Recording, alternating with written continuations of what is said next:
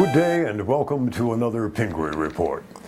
El Nino rains have pummeled the drought-stricken San Francisco Bay Area, so perhaps it's fitting that our new SF Bay Timeless Television studio is situated directly in front of the century-old Sunol Water Temple, where three life-giving sources converge here in Alameda County.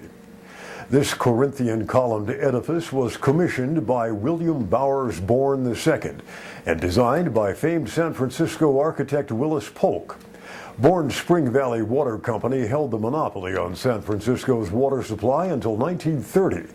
Some say he built this temple expecting to lure the city into a lucrative sale. Its design is modeled after the ancient Temple of Vesta, whose ruins adorn the Acropolis above Tivoli, 30 miles outside the eternal city of Rome. Would that our own temple stand proudly 22 centuries into the future as well. And just like ancient temples, events in this world continue to erode, yet never seem to change at all. So, as of this February 2010, our military remains in Iraq, the cradle of world civilization. Here is home to 7 past empires, stretching across 8,000 years of human history. The Sumerian civilization alone, Earth's very first, spanned 3 millennia. That's 6 times the history of the United States of America.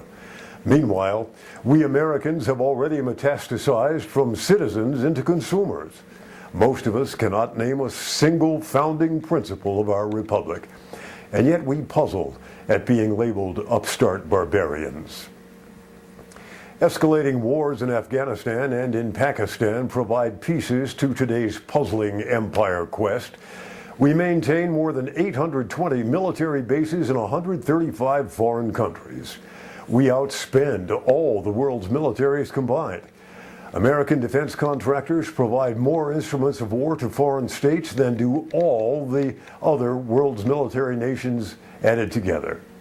And yet, we so fear what foreigners may do to us that we wildly applaud when our president, in this tight money recession, raises our and therefore all those other foreign defense budgets. What do we hope to accomplish? Does massive military spending create consumer goods and services? Does military aggression garner us the goodwill of our foreign partners? Do our Halliburtons, our Blackwaters, and DynCorp feed the hungry, care for the sick, educate the masses, house the homeless, or promote the life, liberty, and happiness of those democracy-loving lands we situate our bases on? Age of the Vulcans, indeed. Meanwhile, back here at home, close to 50 million Americans have no health insurance. Millions more are homeless, and even basic dignities are denied them. This, as the number of government-subsidized billionaires continues to grow. To counter a dumbing down of America, we raise college tuitions and cut educational funding. We quite literally pay our corporations to pick up and move overseas, throwing tens of thousands of Americans out of work each year. We bail out the very banksters who've designed, implemented, and personally benefited from collapsing our economy. And we employ a Congress which is unable or unwilling to do anything about these things. As Wall Street recovers, and while bailed-out banksters gift themselves with tens of billions of dollars in taxpayer-derived bonuses, massive unemployment caused by these institutions remains at record highs.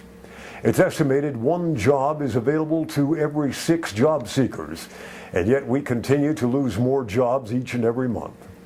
Due to years of profitable bankster shenanigans, fully 1/3 of the nation's homes will soon be underwater, meaning millions more will soon lose their homes. The productivity of America's labor class has risen consistently since the trickle-down days of Ronald Reagan, and yet real wages for the middle class have been flatlined for more than 30 years.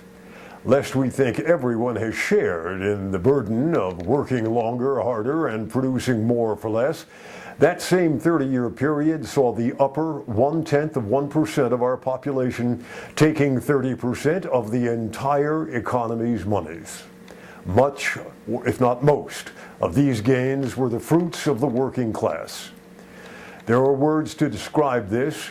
They include greed, short-sightedness, inequity, deliberate impoverishment, and wage slavery. This broadcast comes to you framed by a tribute to empire. That empire is now lost to the dust and ashes of antiquity. If, like our nation, the mighty Roman experiment began as a republic, collapsing upon itself after overreaching into an all-consuming empire, could not a similar fate be threatening our republic today? Time moves on, but for now the question remains, what will you and I do about it? This is Doc Pingree. Thanks for joining us.